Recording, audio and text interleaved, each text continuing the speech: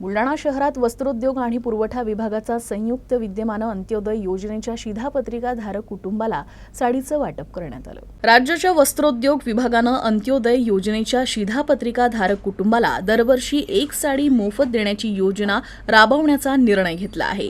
या योजनेची अंमलबजावणी बुलढाणा जिल्ह्यात करण्यात आली आहे। जिल्ह्यातील 64,292 कुटुंबियांना मोफत साडीचा लाभ मिळणार आहे। राज्य शासनानं 2023 ते 2028 या 5 वर्षांसाठी एकात्मिक आणि शाश्वत वस्त्रोद्योग धोरणाला मान्यता दिली आहे। त्यामुळे राज्यभरातील दारिद्र्य रेषेखालील कुटुंबांना प्रत्येकी 1 वर्षी साडी मोफत दिल्या जात आहे। तर प्रत्येक वर्षी संक्रांतीच्या वेळेला अंत्योदयाचे लाभार्थी आहेत त्यांना मोफत साडी मिळणार आहे। त्या अनुषंगाने या वर्षी याचा शुभारंभ झालेला आहे। तर आपल्या बुलढाणा जिल्ह्यामध्ये 63,495 एवढे अंत्योदयाचे लाभार्थी आहेत आणि त्यांना आपण साडी वाटप करणार आहोत। आपल्याकडे महाराष्ट्र यंत्रमाग महामंडळ यांच्याकडून साड्या प्राप्त झालेल्या आहे गोडाऊनमध्ये आणि आपण त्या दुकानात पण पोहोच केलेल्या आहे।